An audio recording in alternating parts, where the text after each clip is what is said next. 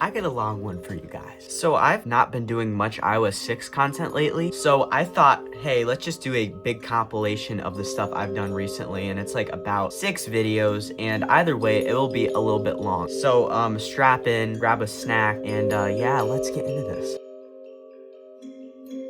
Today, I'm going to unbox an iPhone 5 supposedly still running its original iOS version, iOS 6. Now, I got this from my buddy Mac Throwback for a pretty good price. I only paid basically $60 without shipping. And usually, you'll pay like 100 plus if you're not getting one that's like a Chinese model where they have sellers where they have like huge lots of them because they just board those logic boards and put those logic boards into different housings so it's cheaper to sell. But no, this one is a normal US model, and it's not one of those where it has like cheap parts in it. And usually for those, you'll pay like 100 plus unless the seller does not know the rarity, which is usually even more rare with iOS 6 iPhone 5s, that they don't know how rare it is and they'll price it way lower. Now, if you don't know who Mac Throwback is for some reason, he does these unboxing videos and he does them way better than me and way more frequently than me. So if you're into that stuff, go check out his channel. I'll leave it in the description.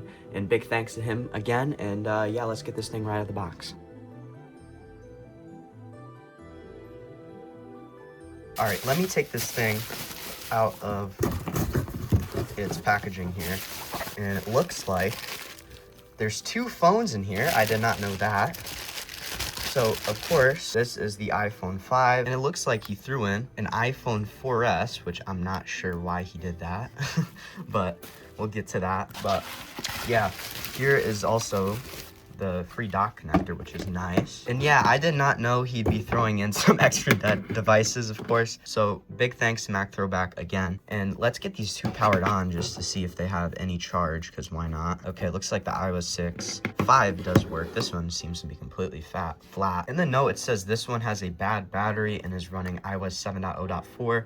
So I'll take this, maybe make a separate video on this. So anyway, let's take a look at this iPhone 5 right here. And of course, you can see iOS 6 just based on what the lock screen looks like. So here we go. Let's go right into the settings. Here, you can see we're on 6.1.4, and it's a 16 gigabyte model. The screen does appear to be slightly yellowed, but that's not a big deal, as these iPhone 5s are usually very easy to replace screens on, even easier than like an iPhone 4 or 4S usually. He did mention that this has a very good battery, so that's good because that's probably even rarer than iOS 6 on these kind of devices usually, as these things are pretty old and batteries tend to just wear down and be terrible. And he said, I think this is like 80-90% battery health, based on what Coconut Battery says, which is very good. So let me get this all cleaned up over here and we can go over the specs of this phone. This iPhone released September 21st of 2012 with iOS 6. It had storage options ranging from 16 gig, which is what this one is, all the way up until 64 gigabytes.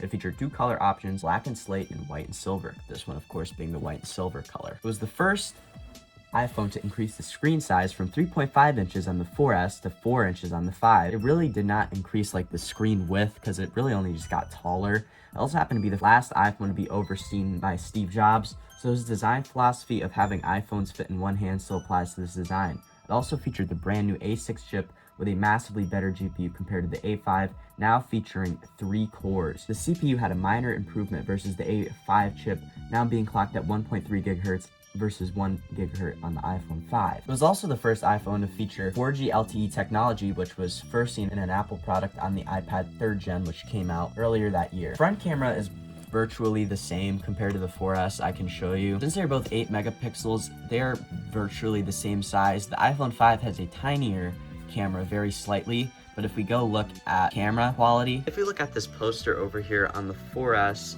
versus the 5, it is virtually the same. Like, there's no real difference here other than maybe there being slightly better stabilization technology, as they relatively have the same exact camera, both having 8 megapixels and all of the same technology other than maybe a little bit better stabilization. Now, where the camera really sees an improvement is in the selfie camera. It's very visible here. On the 4S, it only has VGA quality.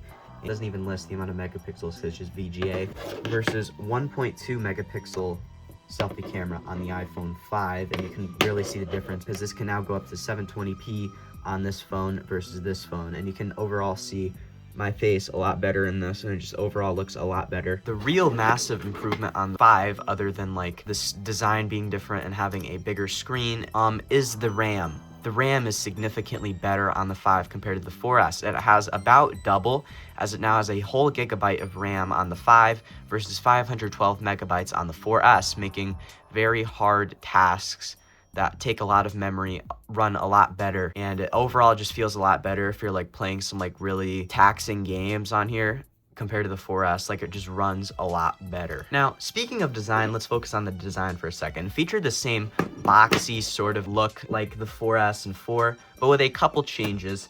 The back is now almost all metal, as you can see here, with some glass cutouts at the top around the camera and down here as well. And of course, it is also a bit taller than the 4S, and it's technically, at the time, was the most thin iPhone that you could get on the market. And if you hold one of these in your hands, you can actually feel the difference. You're going from about 140 grams on the 4S, kind of just feeling like a little bit of a brick in your hand, versus 112 grams on the 5, and it's a significant difference.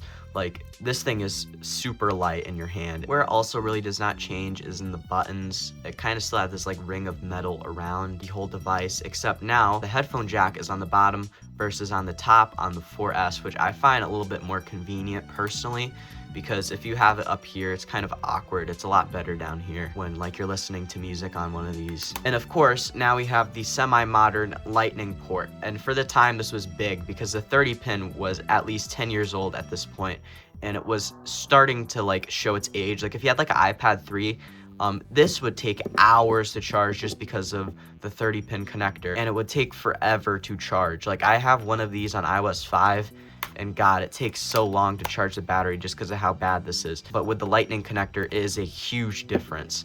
And not only that, the charging port is reversible now, meaning it's a lot easier to put in, basically. Now, let's move on to what is so unique about iOS 6 in 2025.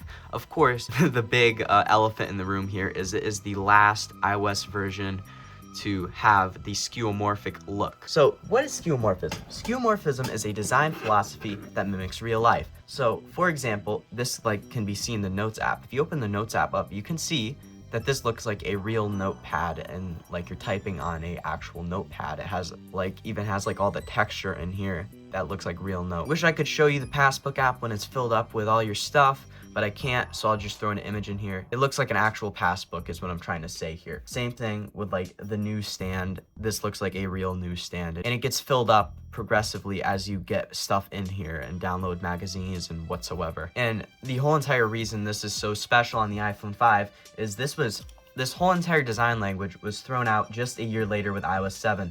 There's a deeper reason why this even happened in the first place, but I need to explain something else first. Also released with iOS 6 came Apple Maps, which was an absolute disaster. I can't really show it off to you because it's currently broken. Maybe I could after when I jailbroken, but it was a disaster. It was severely buggy, and Apple ended up having to make an apology. But there was one guy who refused to sign his name in the apology, the guy who oversaw Apple Maps, the guy who even advocated for this design of skeuomorphism in his UI, that of course being Scott Forstall. Scott did not sign the apology at all, leading to him being fired, and Joni Ive was now the main iOS designer, leading the very radical, flat redesign of iOS 7. And you can very much see this versus what we have in iOS 6.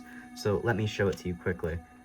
So like, let's go to like the Notes app. This is 7.0x, so this technically should still have some texture, to be completely honest. So this is not going to be like what it will look like today, honestly. But you can see there's a big difference. But if you look very closely on here, there's still some texture and depth on there just because of this version of iOS 7 specifically. And here's an alternate reality to think about for a second. I know this is kind of off topic. If Scott actually signed that apology and swore to improve Apple Maps, what if there was a good chance flat design could have never taken off on the scale we see it today, and skeuomorphism and Fruitiger Arrow at the time could have stayed as prominent as it was, and maybe even something else could have changed, and something else would have gotten more minimal instead of just going full flat. Like maybe they would just remove the skeuomorphism out of every other design they were using or something like that. What if Microsoft took the already Metro design language they had at the time and just made that skeuomorphic? And the whole entire reason we see flat design today is just because Scott Forstall decided not to sign his apology. And I know Windows 8 and a bunch of other stuff came before it, but it would have never really been on the same scale as you see it today because Apple, and if they never tried flat design. Now anyway, back to iOS 6. Siri had some new improvements now of being able to tell you sports scores. So let's try that right now. Hey Siri, what is the score of the latest football game? There are 16 NFL games for week 18. And as you can see, it gives me all of the football games that are going on right now. And it could also tell you facts about movies. Hey Siri, tell me a fact about movies. Here are some movies. Oh, it just gives me movies. I don't know. But yeah, here are some movies it gives me, as you can see here. And it even gives you what they are rated, which is pretty interesting. You could also send a tweet or like post on Facebook via Siri, which is also pretty interesting. I can't demonstrate that obviously. And it is also now available in a bunch of different languages. Facebook was also integrated into iOS, and you can see it right here, and you can like sign directly in here. Passbook app was also added where you could store your boarding passes, store cards, movie tickets, and other stuff. I can't also showcase this because I don't have any of that to put in here. So here's an image of what it would look like. Pretty skeuomorphic. Another thing I wanted to mention about the design of iOS 6 is now it featured some like bluish elements. This can be seen in like the settings app. It also featured like some more dark elements, but you can see it's more like blue on black and white kind of here. You can actually see it in the clock app here, which is pretty interesting. But yeah, this is what it would look like. This design can pretty much be seen across the whole entire OS. And now that we've gone over everything about the iPhone 5 and everything about iOS 6, let's jailbreak this thing and save SH blobs. So I've now got it all connected up to my MacBook, and I'm just going to drag restore.sh into terminal to start Legacy iOS Kit. It's probably going to prompt me to update. Oh, actually, not right now. So what we're going to do next is we're going to save SH blobs, which is relatively easy. All you have to do is find onboard blobs, select that IPSW. So I have a GSM iPhone 5.1 here, so I have to go find that IPSW. So I'm just going to download the IPSW for my current iOS version, which is 6.1.4. I'm just gonna hit download on that. Okay, so next step is we just select the IPSW. And what I do next here is I just hit save onboard blobs. I'm gonna do pwn because I'm not jailbroken. So next I just send it right into recovery mode, which should not take very long to do. It usually restarts and it enters in recovery mode. It's kind of hard to see because my phone's not adjusting to it, but it is restarting. Now we can see the old recovery mode thing right there, and we're just gonna hit yes to continue to put it into DFU mode. So let me do that. Okay. You just gotta keep holding the home button until it pwns itself. Okay, it's gonna try to exploit with checkmate here. Okay. And it should now be in pwn DFU mode. And it's now going to save the SH blobs here. And it doesn't appear to have any errors here. So that is a good sign, it looks like, and I don't have to do it again. All right, that is good. Now we're just going to jailbreak with the same exact tool. I'm just going to use the RAM disk method. Yes, I know there is Aquila, but I don't really care. I'm just going to jailbreak it with this method. So also, because I just like doing the RAM disk method, I found it easier here. So yeah, RAM disk method, we're just going to do yes. And it just does this, and then I have to put it into DFE mode, and it just patches the RAM disk, basically, is what it does. It is not as fast as the other method, but I just find it easier because I'm used to doing this on iOS 6. Okay, and now we're going to put it into DFU mode again. So I'm just going to do the same thing I just did a second ago, which is hold the top and home button for like 8-ish seconds, and let go and keep holding the home button for like another 8-ish seconds is what DFU mode is, basically. So I'm just gonna keep holding this. Okay, let's hope it exploits here. Oh, it restarted. Great. Okay, so that's the first time you've probably seen it fail here. It's asking me to use Aquila. I don't really care about Aquila. Let's try this again. If it fails, I'm just gonna go use Aquila. I'm trying not to use Aquila, make it more interesting. Okay, it's exploit. Okay, we're in pwn DFU this time. And now you're gonna see it actually successfully jailbreak, hopefully. At the very worst, this is all, if this all goes wrong for some reason, what we'll do is just restore with the blobs we saved. And you can see it's running RAM disk currently, and it's gonna jailbreak it. See? There it goes. And now there it is installing Cydia and everything, and there it goes. And now it's just gonna reboot, and we should have Cydia all up and running. And yeah, I'll probably be syncing some music to this thing and getting some games on here, and I'll come back to you after playing with this device for a little bit, maybe get it cleaned up a little bit because it is slightly dirty, so we'll get that all worked out. But first, let's see if we actually jailbroke before we get into that. Okay, we've booted back into iOS 6, which is a good sign. It looks like we have Cydia. As you can see here, it's preparing the file system for Cydia. This will take a little bit. I'll come back to you when it's done doing this. And as you can see, it just restarted its springboard, and now we're just gonna go back into Cydia here. And there we go. We have Cydia up and running. And yeah, now what I'm gonna do is I'm going to sync some stuff to this thing, and it'll probably look completely different by the time I'm done with that.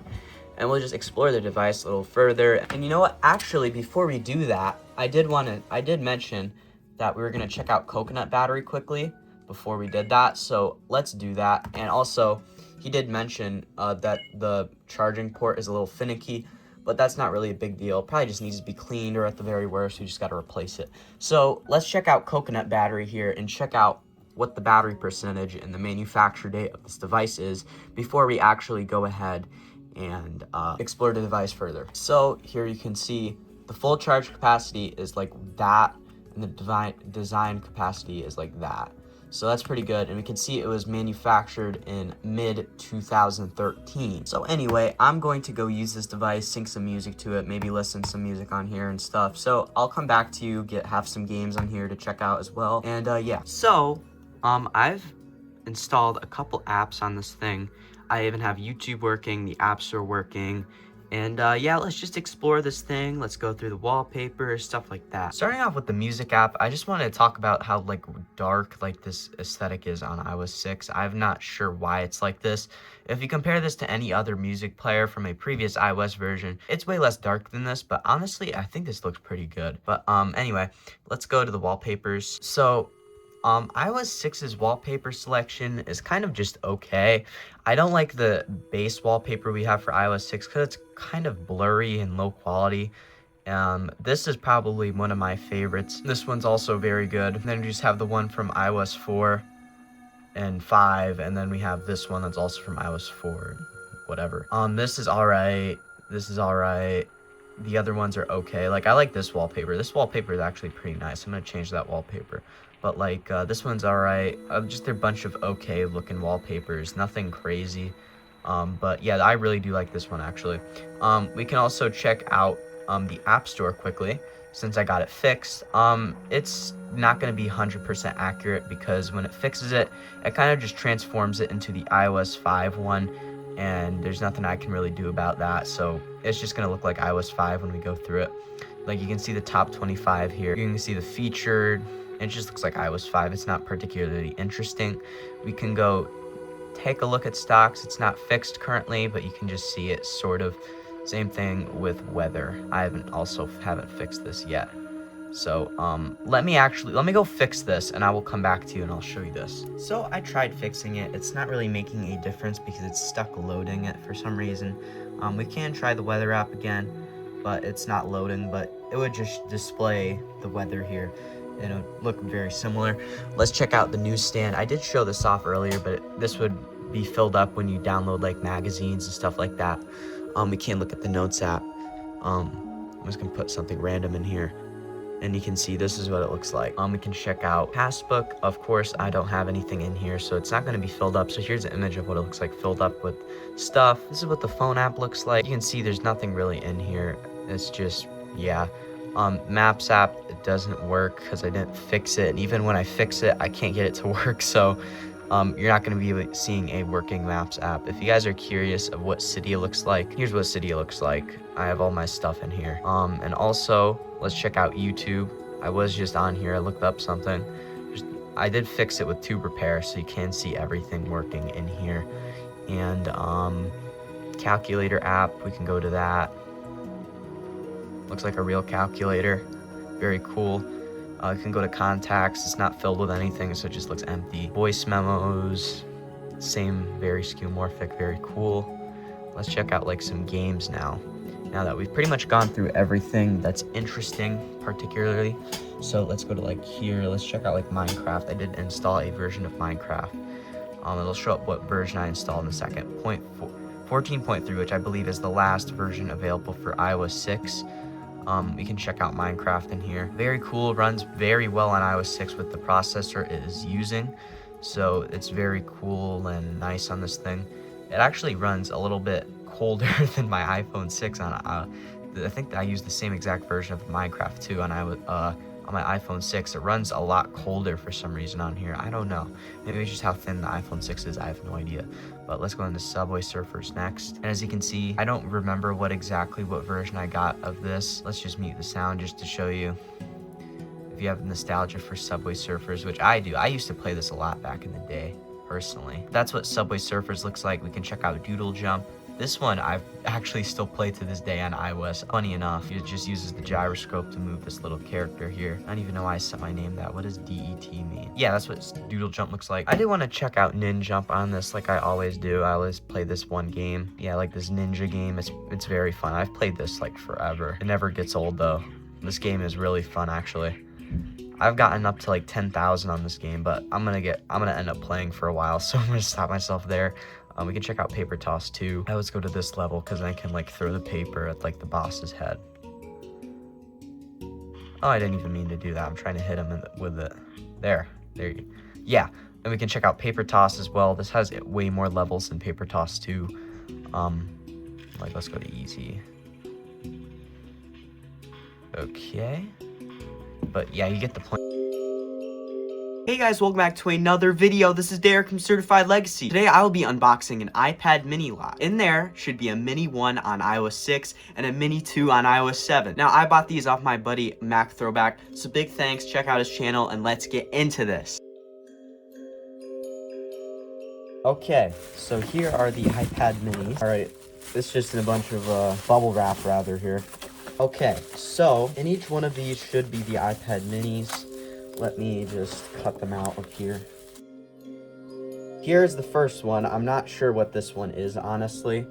Let me check. Okay, so the one I just pulled out is the iPad mini 2, so let me put this to the side. Now, let's unbox this one, which should be just the normal iPad mini, as you can tell. Okay, so let's just turn these things on and see which one turns on. Okay, looks like we both have power, which is interesting. I'm still gonna end up charging these anyway, so we'll just see what happens when these turn on. Okay, looks like iOS 6 powered on first, iPad mini 1. Okay, here's iOS 7. All right, now that we're here, let's go check out the about section just so we can see the versions. Okay, so let's go into settings. But we have an iPad mini 1 32GB model on 6.1.3, and we have a 7.0.4 mini 2 with 16GB. I am very excited more about this one, this iPad mini 2 right here, mainly because this one's actually already jailbroken, as Mac Throwback jailbroke this already, so I don't have to worry about having to jailbreak that,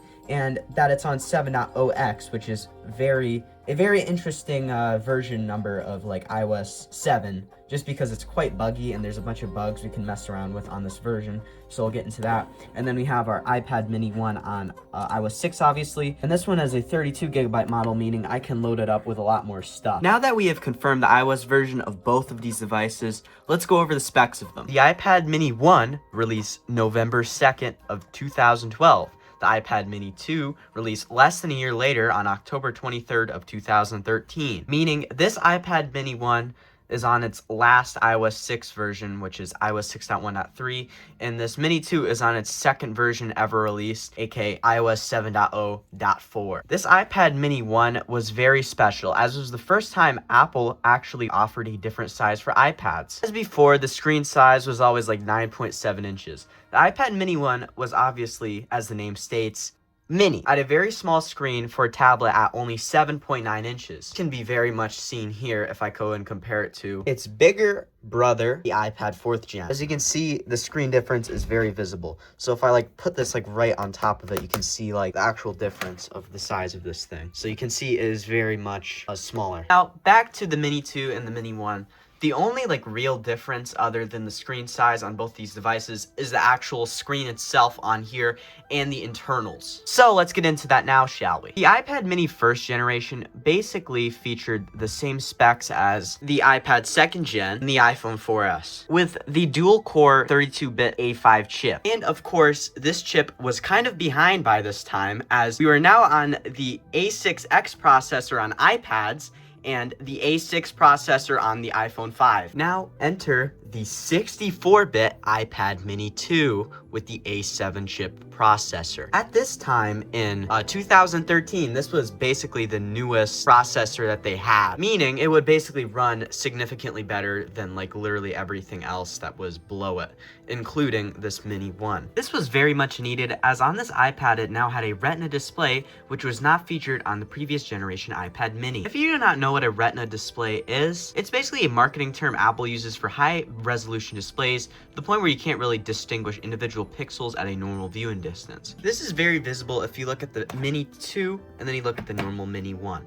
So let me give you a quick showcase. It may be hard to tell on camera, but look at this music icon and then look at that music icon. This music icon looks a bit more pixelated. Another thing that you may be able to tell is if you look at the percentage on iOS 7 Mini 2 and then the battery percentage on the iOS 6 Mini 1. Display on the Mini 1 came in about 768 by 1024 pixels, and the Mini 2 came in about 1536 by 2048, meaning the Mini 2 actually has the same amount of pixels as the normal size Retina iPads of the time, which is crazy to think about. But of course, it has way higher pixel density, or PPI, coming in about 324 PPI in the Mini 2 versus 264 PPI on both the iPad 3, iPad 4, and iPad Air 1. And another thing that is insane to think about with how ahead of time these Retina displays were, the newest iPad Mini from 2024 has 1488 by 2266 pixels, bigger screen of course, and a PPI of 327. So what I'm getting at is this iPad Mini 2 from 2013 has a pretty close Retina display to the modern ones we have, obviously, with just like the quality itself, which of course is absolutely insane to think about. iPad Mini 1 ended up getting updates until iOS 9, where it feels absolutely horrendous on that version. The Mini 2 got updates until iOS 12, where it also doesn't feel that great. So I'm very lucky to have them on these versions, of course. The iPad Mini 1 had the same annoying 512 megabytes of RAM that the iPad 2 and the iPhone 4S had, so it can be very lacking in certain tasks. On the iPad Mini 2, this was solved by just doubling that RAM size up to a full gigabyte. The Mini 1 had storage sizes ranging from 16 up until 64, this one of course being 32. The Mini 2 had storage options ranging from 16 up until 128, this one of course being 16. The original Mini had options of slate and silver, this is just silver. The Mini 2 had color options of space, gray, and silver, this one of course just being silver. And the overall design of the Mini 1 is pretty much completely different to anything before we've seen on iPads, as not only of course it is very small, it features a new screen design with smaller bezels, which I personally like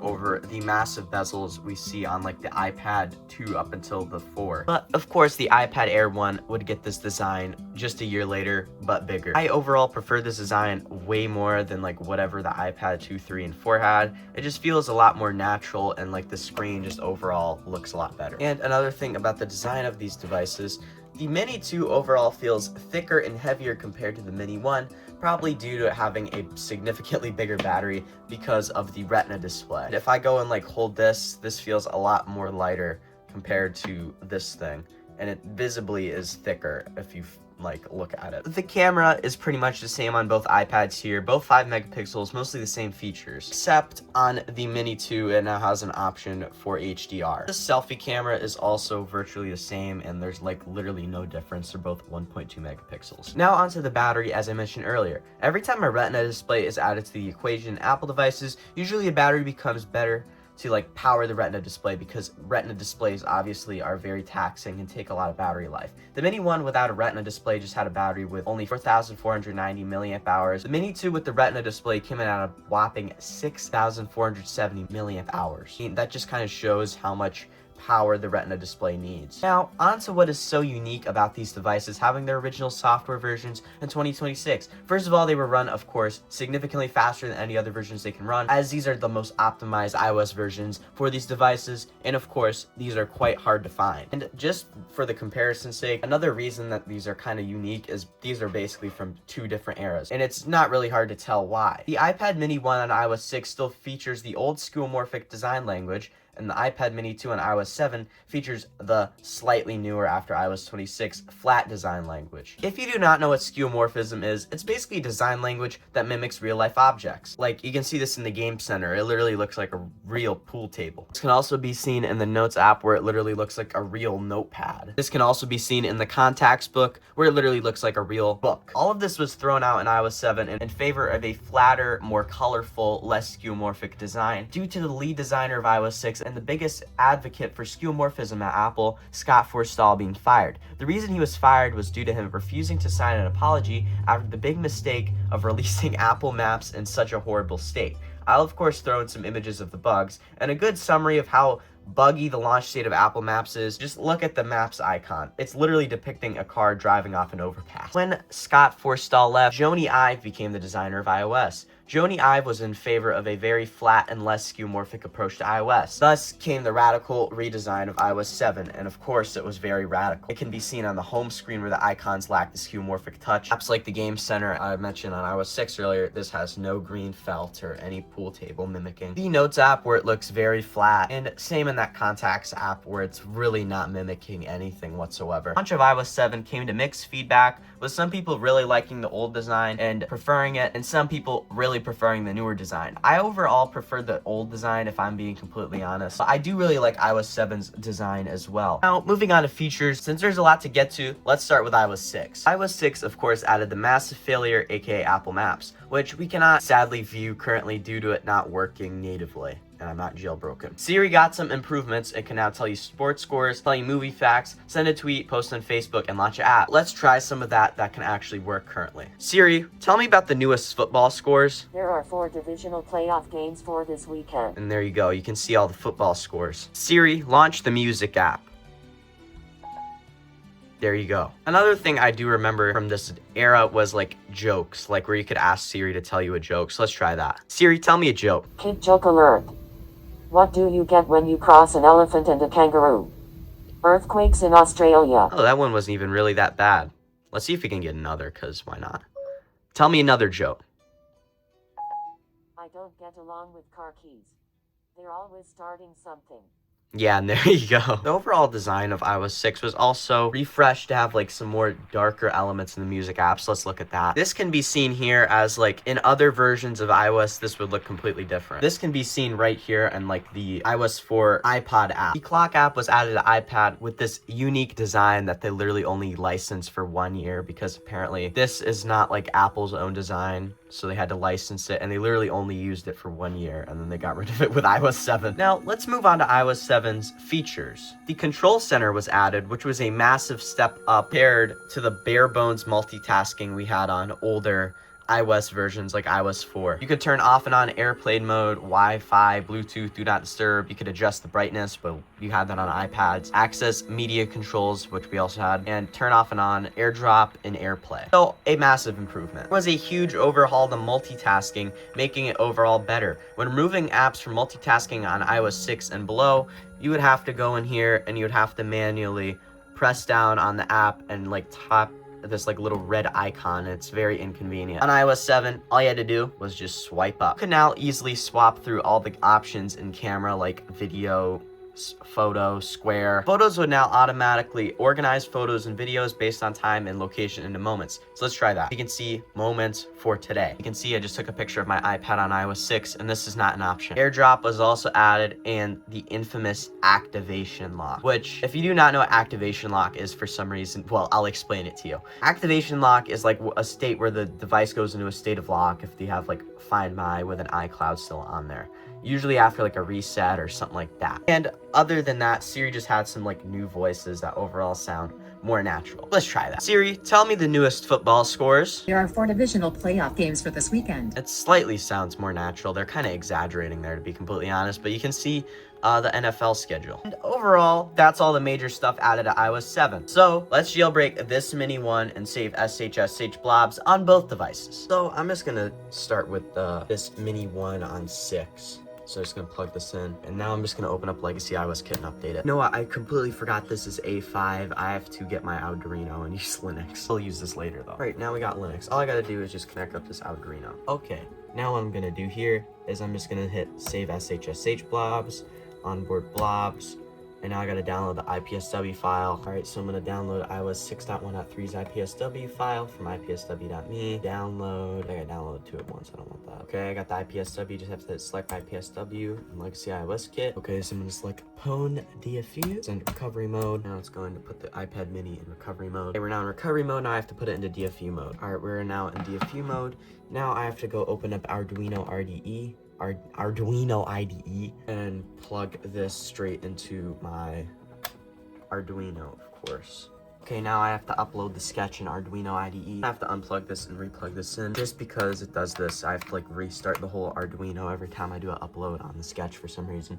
So hopefully we successfully go into PwnDFU. We'll have to see. There it goes. Okay, now all I have to do is just plug it right back into my computer here and then go back here and hit enter, and it's gonna try to save blobs here. Okay, looks like we didn't have any errors, it looks like, so that's good. Now I'm gonna go on my Windows computer and jailbreak with Aquila. I honestly don't really feel like screen recording on my computer, so I'll just open up Aquila and I'll just show you the process quickly. Okay, it's now going to reboot and it's gonna install the jailbreak on this iPad mini. And there you go, you can see Aquila's jailbreak thing. Just like that, we're back in iOS 6. I have Cydia on the home screen, so now let's go save blobs on this mini too. Okay, now we can go on our Mac. Okay, so what I'm gonna do here is I'm going to go into Legacy iOS Kit, of course, and I'm going to have to save the SSH blobs. So I'm just gonna do an onboard blob dump. I think I have OpenSSH installed, I'll have to see. I'll just try it anyway. I need to check, hold on. I might just go install that because I don't really want to put it into DFU. Okay, let's try this again. Save SSH blobs, onboard blobs, ALPINE. Let's see if it successfully installs it or not. Okay, we saved blobs and we're good. Now I'm gonna sync my own stuff to this because Mac Throwback had all his stuff on here already. So I'm just gonna get all that off of here and I'm going to sync my own iTunes library on here and I'm going to go through these devices. Okay, well here are the iPad minis. I've been spending a couple hours with these devices and the battery health on these is actually very good. And you know what? That just reminded me. Let's go check on the battery health. So on this iPad mini 2, it appears to be pretty decent. It overall seems to be holding a charge better than the mini 1 just because it has naturally a better battery. Because this mini 1 is supposed to have a better battery health. So let's plug that thing in and check it out. And wow, looks like it has pretty good battery health. It's not telling me the cycle count, which is pretty odd, but that's whatever. As you can see, this might have been updated a couple times, so it's all right. But yeah, you can see it has very good battery health here. It's like the full charge capacity is 4,200 something, and it's supposed to be 4,440. So that's why this thing overall has a better charge, just because it currently is at like 5,000 as like the max one. So off with this mini 1 here, as I've got a ton of stuff synced in here. As you can see, we have some music on here that I synced from my own library. Yeah, we can check out some stuff in here. Let's check out like the App Store, because I did end up fixing the App Store as every time I do with all these older devices. I also faked antenna bars. And there's another thing I noticed. It looks like it has the SIM in there is jammed. I usually take out SIM cards just so I don't get like the annoying activation messages every time where it wants to activate the SIM. So I can't really get it out. It's not a big deal. It doesn't appear to be showing up like with those weird messages on this thing. So I'm not going to really worry about it. Since this is the iOS 6 App Store and it's only partially fixed, you'll only get to see like the iOS 5 look kind of to it. So it's not really like particularly accurate is what I'm trying to say. We can check out the clock app. So like you can see, yeah, you can see the clock app right here. This is like right when it was first added, which on iPads is just pretty interesting. I love how this looks, to be completely honest. This is like so beautiful. What happened to this? I mean, I like iOS 7, but that's just beautiful. Let's check out the photo booth. I remember this. I used to really like this back in the day. I was very nostalgic for this. So I'm very nostalgic for this. I remember this like thermal camera one. See if I can see myself. I can't show you because my camera, but yeah, you can see how that works. You can check out the notepad. There's nothing in here, but it's just notes. Nothing particularly interesting. I'm not going to go into contacts app because we did that already, and I have my iCloud on here, so it's going to show me actual contacts. You can see the newsstand app. We can check out I don't even think they have Passbook on iPads actually, so I did mention that earlier, but they don't have that on iPads sadly. We can check out some like Cydia. If you're nostalgic for this version of Cydia, we can check out Cydia, why not? So there you go, you can see Cydia. Okay, every time you do like a fix or like a jailbreak iOS 6 on iPads, I noticed this one thing. It sideloads the weather app automatically. So I have a working weather app on here. You can see Cupertino, you can see New York. You can also check out some other stuff on here. There's not particularly much on this iPad, to be completely honest. I did install a couple tweaks. I fixed the game center, which I'm not going to show you the game center. We can look at the calendar. What's this today? Yeah, you can see the calendar. The calendar looks very good. I like how the calendar looks on iOS 6. We can check out some games now because this is the type of stuff that I like. So here you can see the Flappy Bird. I'm not good at Flappy Bird whatsoever.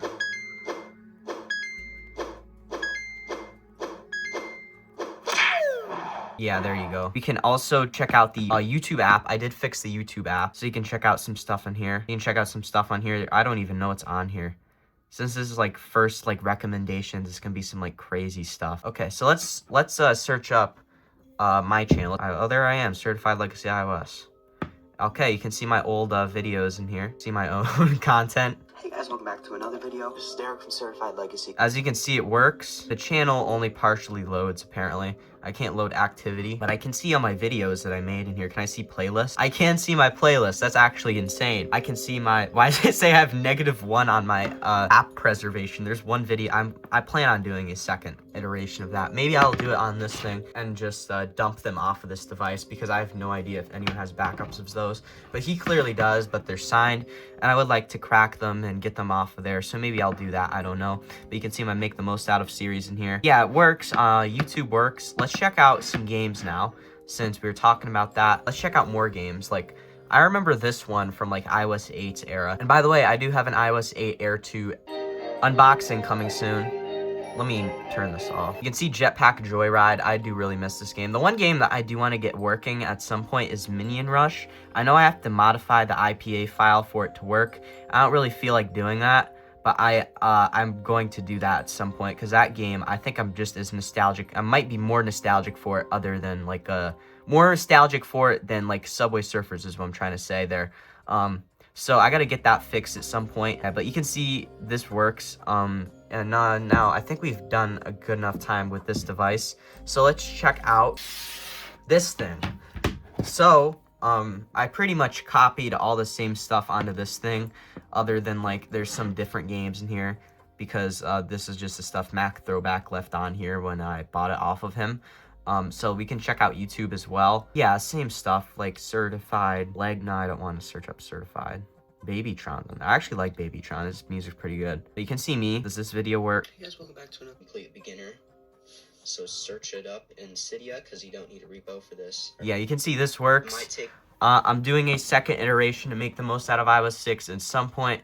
So that's a quick teaser there. We can check out some other stuff in here. We can check out, like, actually, I didn't log into my iCloud on this device, so we can look at the Contacts app. It's nothing particularly interesting. Reminders. Reminders still has a bit of texture. I don't know if you can see that. But early iOS 7 still leaves a bit of texture in their flatness on some of these things, which is pretty interesting, not going to lie. But you can see we have reminders up and running here. Same thing with the Notes app, where it just has a little bit of texture in the design, where it just actually is kind of skeuomorphic, I'd consider it, just because it kind of mimics a real notepad, more like a piece of paper other than like a notepad, but it's kind of mimicking it. So maybe that's a little bit of skeuomorphism left there. And yeah, there's a bunch of other stuff I can go in here because this is 7.0x and there's a bunch of bugs we can mess around in here. But the one that is really interesting about 7.0x is it has this like square slide to power off. If you're not aware, on later versions of iOS 7, this was replaced with a more rounded off design, which is pretty interesting. We can also check out some of the other stuff in here, like the calendar. Yeah, you can see that works. It's all flat and stuff. And let's check out the App Store quick, and I'll show you the weird bug it will do when you do a gesture where you like the 5-finger gesture to close the app. It's all buggy, so I'll just show you right now, actually. Very unnatural, right? I actually got this to try this from a Mac Throwback video, unironically, where it's like, oh, I'm just gonna try this now because I have one that I bought from him. But you can see, look. Like, what even is that is not how it's supposed to look. I can just show it to you in slow-mo just so you get more of an idea, because like the status bar, or not status bar, whatever it's called is kind of glitched out. Maybe I have to do this for it to show up. Okay, no, you can see it now. Look at the dock. It's all glitchy. But anyway, yeah, you get the point there. It's quite glitchy. There's some weird glitches in here. But yeah, that's just the uniqueness of 7.0x, why I really like this type of version of iOS 7, because they changed a lot of the stuff in here. Like another one, where you, like, normally on, like, later versions, this will bounce up if you, like, do the control center, where it just bounces up. This is just kind of, like, floats up. It doesn't really bounce or anything. It just floats up the control center. Yeah, another thing that is unique about 7.0x is, like, this FaceTime and this message icon is a bit more light green compared to, like, its later counterparts, which is another quirk about iOS 7.0x. So you can also see the parallax effect in full effect here, where it just kind of floats above the wallpaper when I rotate the device, and it's very cool. Let's also check out Photo Booth on iOS 7, because I can. Thermal camera right here. I don't know what's so hot in here where it's doing that. Oh, it does recognize my LED lights that are hot, which is interesting. Can I see my computer? I don't know. I have no idea if that's even accurate, to be completely honest, the thermal camera. I'm just like showing it to you. I have no idea. We can check out Newsstand. Nothing's in here, but it's there, so there's that. We can check out some games now. We can check out Minecraft. I did not show Minecraft on iOS 6 earlier, so let's go here. Let's check it out. I think this is like a later version of iOS 6. Later version of Minecraft that's meant for iOS 6, because I couldn't get the iOS 7 one to install properly. Probably because the IPA file was broken or something. But you can see this is working flawlessly. It's a little bit not as smooth near like the tree line, but yeah. And yeah, there's one more thing I need to check out. Can I beat Mac Throwback's score in Flappy Bird? He has a score of like 44, and I'm horrible at Flappy Bird. I'm gonna give myself 3 attempts to get past 44.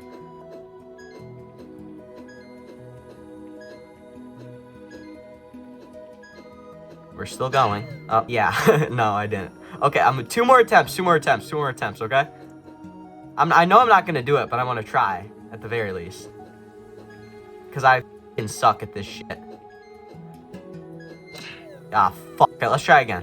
One more time, alright?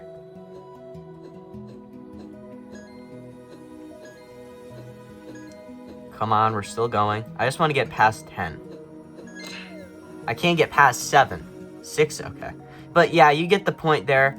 That is iOS 7 on this device. We can also, before we sign off, I actually want to go through the wallpaper selection on iOS 7, because iOS 7 has my favorite wallpaper selection out of any iOS version, in my opinion. I really love the default one it provides, like this blue wallpaper. This wallpaper is pretty good as well, like a bunch of space theme ones. This was the one my dad used back in the day, so I really like this one. This one I do remember. This one I don't. This one I had on my iOS 8 iPad Air 2 back in the day. This one's also pretty good. So is this. I really like this ocean wallpaper that was carried over from the iOS 5 iPad 3 into iOS 6, and then from iOS 6 all the way up until like iOS 8. I believe this was still available in this wallpaper. Same with this ocean wallpaper. This one I first came out in like iOS 3's iPad 1, I think.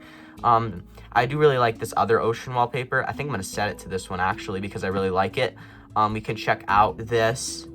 This wallpaper is also very good. That was also on iOS 8. And these other ones are just a bunch of abstract type of ones, which I don't really like, to be honest. Those are the ones I don't really like in iOS 7, because I'm not a big fan of like abstract type wallpapers, but they're still pretty cool. So let's check out ringtones, and then we'll sign off here. Okay, let's go through the ringtones. This is the default.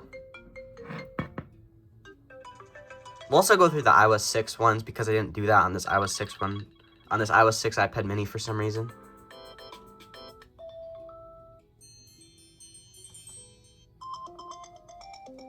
I remember that one. I do like that one.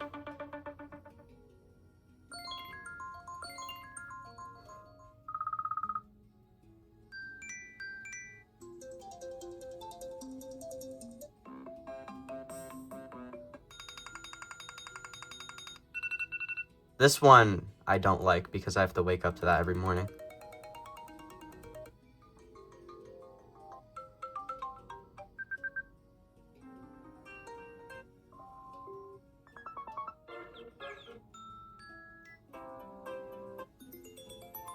And now let's go through the classics, just because I skipped over that unintentionally on iOS 6, so we'll just go through it now. And by the way, the iOS 6 wallpapers I'm not going to go through because you probably know them at this point, but if you don't, I've gone through them before, and I might do that in another future video.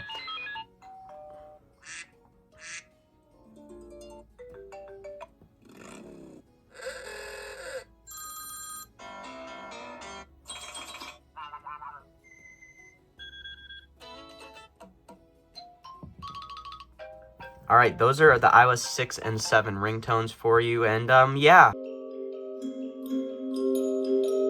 Hey guys, welcome back to another video. This is Derek from Certified Legacy. Today I will be showing you how to make the most out of an iPad 2 in 2025. So what I have planned for this video is I'm going to show you how to downgrade to iOS 6 or iOS 8, and then I'm going to go through all of the perfect jailbreak tweaks that you're going to want to fix everything.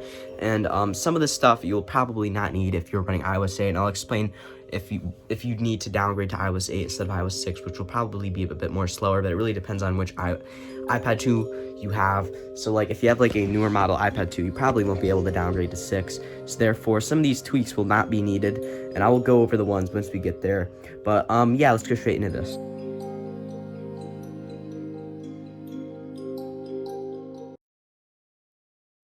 Your iPad 2 is a newer model.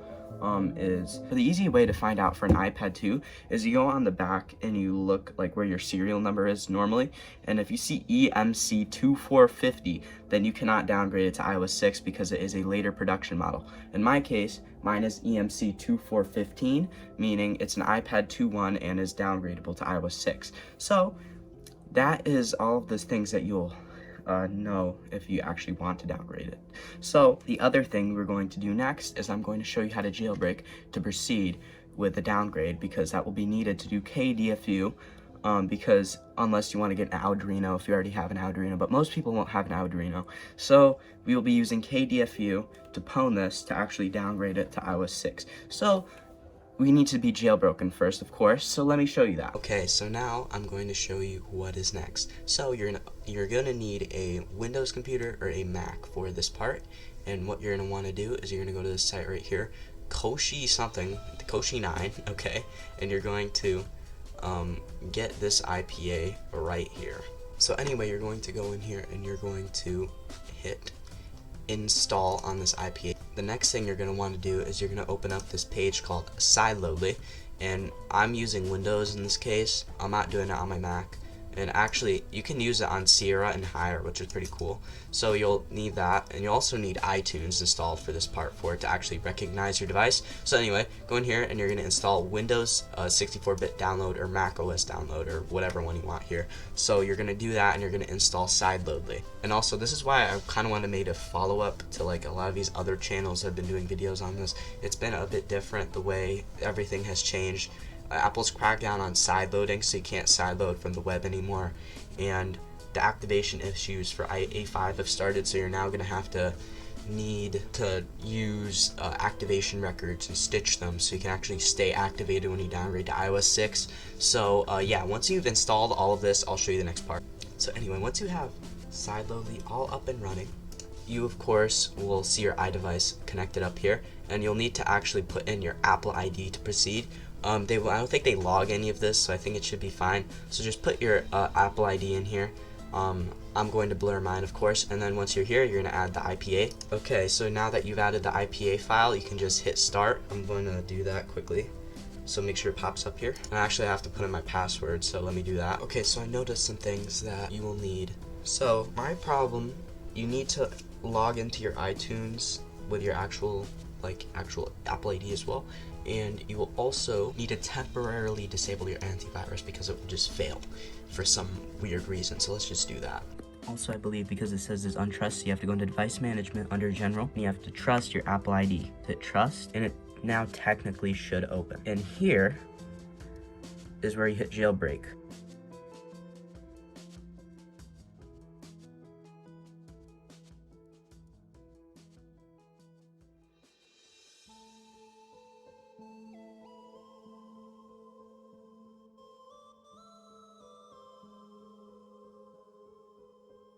Okay, technically we should have Cydia now, and you can see we have Cydia, and there might be a chance you get a boot loop. So if you get a boot loop, just go ahead, hop into iTunes and restore so you don't get out of that boot loop. And here we are. So you always hit complete upgrade always, and when you install Cydia, so you go and hit confirm.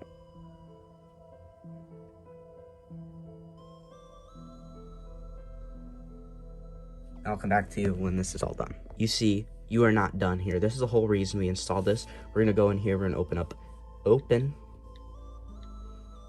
SSH and Cydia, just search it up, and you're gonna hit install, confirm, and it will now install open SSH, so give it a minute.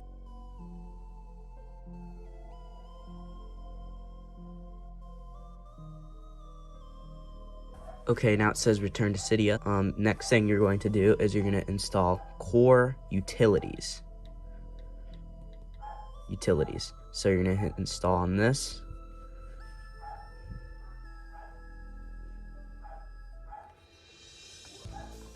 You dismiss that. Should ask to reboot or restart your Springboard next.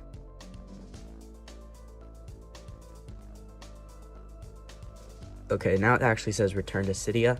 So there's no need to restart your Springboard here. We are all good to move on to the computer and give it a restore. So if you do not have it installed already, what you will need to do next is you're going to go and search up Legacy iOS Kit. I will of course leave a link for this down below. So you're just gonna head here, Legacy iOS Kit, and you're gonna find packages, or releases I mean.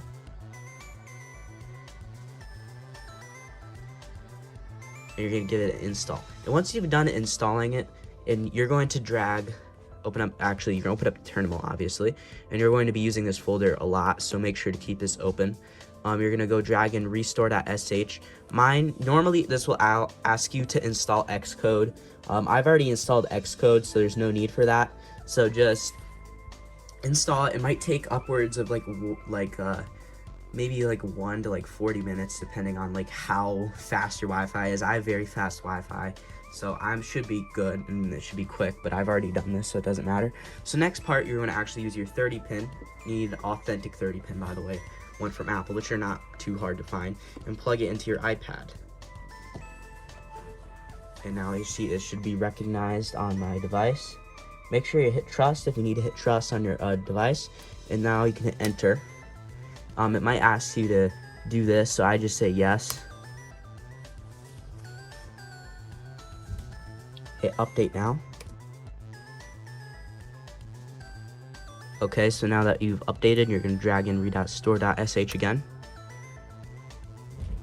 Okay, and now that you are here, you're going to go to MISC utilities, and you are going to hit activation records, and you're going to use the jailbroken method because we've already done this. So it should now it'll ask you to enter your SSH root password of your device, which is just Alpine, ALPINE. It will not show you putting it in, but it will actually be in there. So hit enter, and it should go into KDFU in a minute. I'll just leave this here just to show you. So, okay, so you're gonna drag restore.sh back into the terminal like usual. As you can see, it says existing activation records detected, activation record stitching enabled, which is what you want. So we're now gonna hit restore, downgrade. Here you can either pick 8.4.1 or iOS 6.1.3. I recommend 6.1.3 for optimal stability and performance. So you're gonna hit 6.1.3. You can download the target IPSW, which I'd recommend, and it should take a bit of time depending on how fast your Wi-Fi is, as usual. See, it's out of 794 megabytes, and actually, the whole entire reason this even happens, why you can downgrade to 6.1.3, is, funnily enough, Apple still signs it, and that is the whole entire way you can do downgrades. So, for example, recently, when iOS 26 came out, iOS 18 quickly became unsigned, and you cannot downgrade to it anymore. So here, that means you can't downgrade to it, but iOS 6.1.3 and 8.4.1 are signed for some reason on A5, I believe, and it's quite weird. I don't know why. but you can downgrade to a completely untethered, no tether or anything like that. But that doesn't mean you can do it for every single other version. Like 7, you can't downgrade to, or any other version of iOS 8 or iOS 9, you can't downgrade to. It's just because it's unsigned. Same thing for like why you can't downgrade to iOS 4, but you can dual boot iOS 4, I believe. Actually, I think Legacy iOS has it built in with the 4boot utility. But yeah, anyway, it's now going to get the hash from the IPSW here. Okay, and now you're gonna hit start restore. And here you're gonna hit jailbreak, which I would absolutely recommend if you actually want to use it on 6.1.3, so hit yes. Memory option for creating custom IPSW. This really does not matter. I think mine is not. It only depends on if you have 8 gigs or higher. If you have 8 gigs or higher on your PC or your Linux or your Mac or whatever, hit yes. I don't. I think I have 4 gigs because this is like a MacBook Air, so hit no. I'm gonna hit no in my case, I mean. Okay, and now this is where you would usually use an Arduino, but we're doing it the normie way, aka not using an Arduino, so hit KDFU. And it will now try to find it here. So actually, you're gonna hit SSH root again, ALPINE. Okay, and it shall go into KDFU in a minute. There it goes. And as soon as you hit black, that means you're in KDFU mode. Oh, unplug and replug your device as usual. Make sure to do that. You gotta do that quite quickly, or it might fail. It might fail in my case. I'm gonna try it here too. So yeah, failed to find it in KDFU. So just do it over. I'm just gonna follow the same process where if you wanna get out of it, you just hit the power button and the home button for like a good amount of minutes until the Apple logo pops up. See? Oh, so I forgot to mention this is a semi-tethered jailbreak for iOS 9, so that means you're just gonna have to go pop back in here. Since mine rebooted back, you're gonna go hit jailbreak for the second time here. Okay, so I unplugged it and replugged it back in, and now we are restoring, so I'll just leave this on a time lapse as it does this.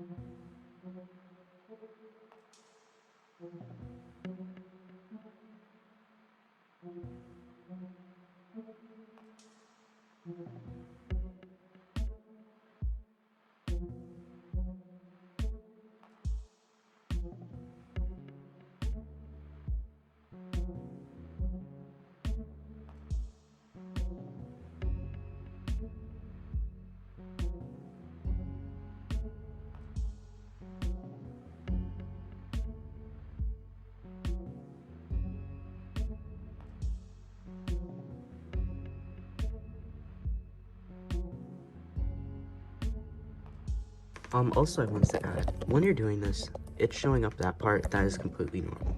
Anyway, like back to the time lapse, by the way.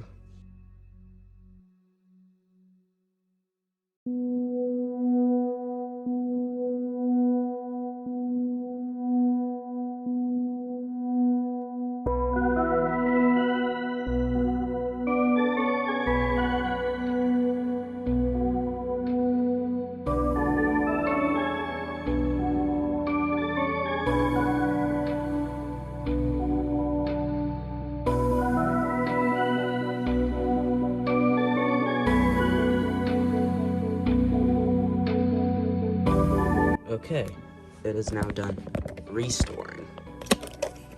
And here, it should have automatically stitched the whatever they're called. As you can see, it completely activates it because we use the activation tickets and we're just onto location services. So you're gonna hit no, of course, for me at least. I don't know if you're what you're gonna think. Set up his new iPad. You can skip this because it's not gonna work unless you get certificates. Agree. I'm gonna say don't send.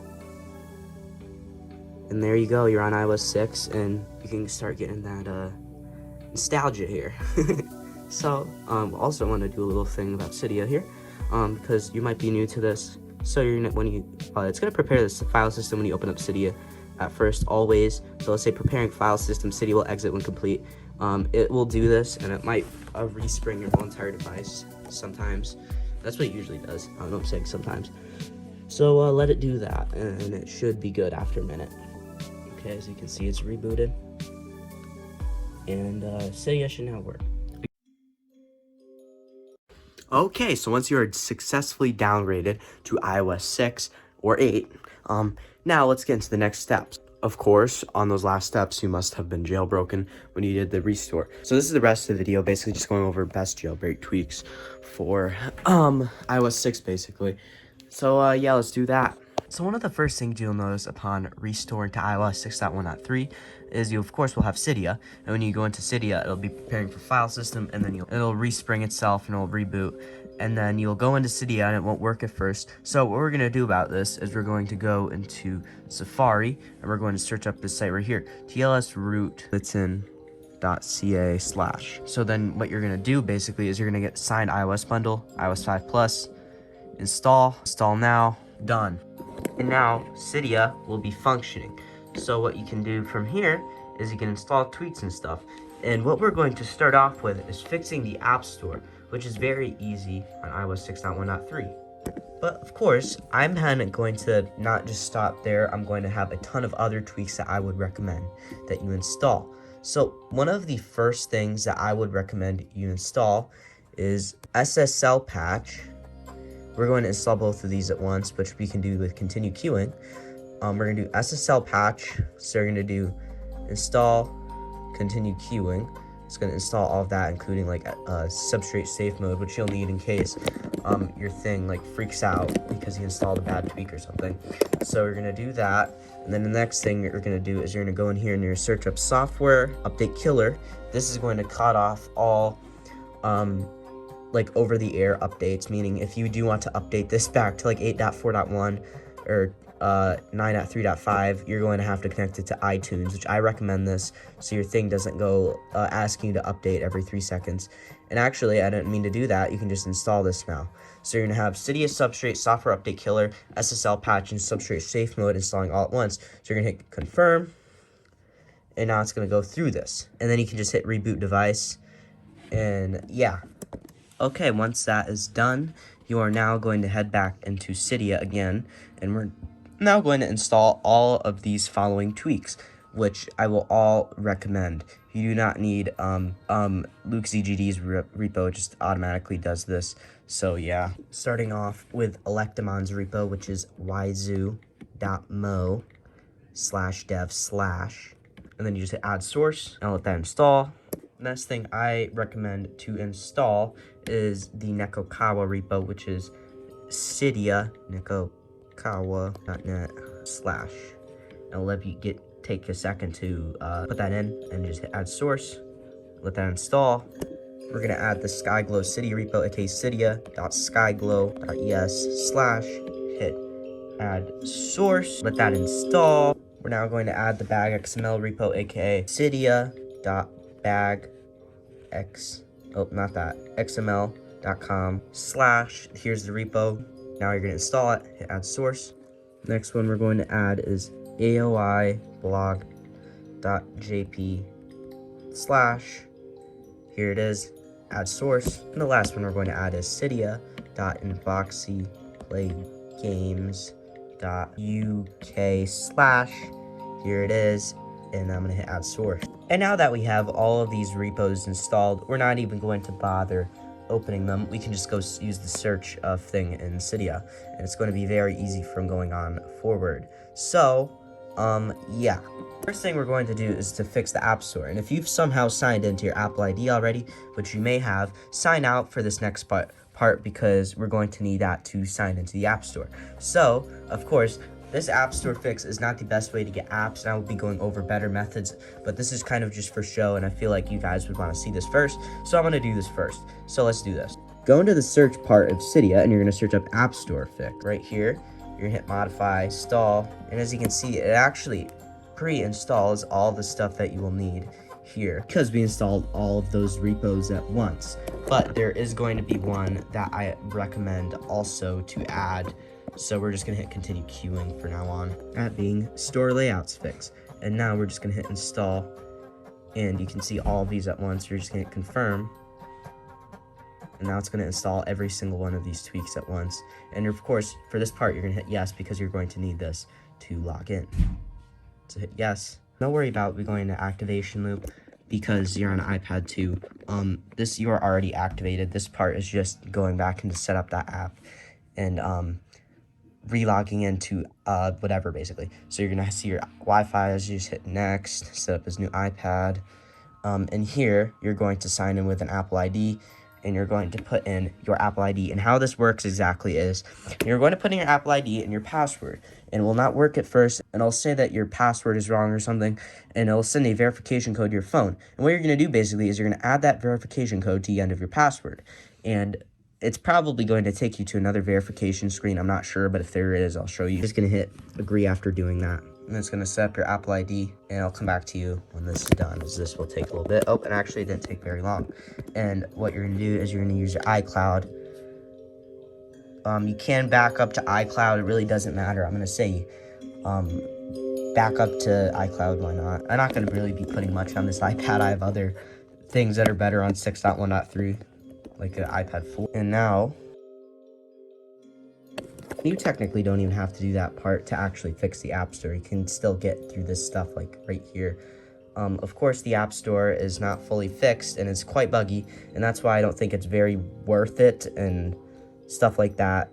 So, yeah, you can download everything from your already downloaded tab, basically, but I don't think it's very worth it. So, let's go into the better ways to actually install apps through other stuff. So, yeah. Through another cool thing called Viteris.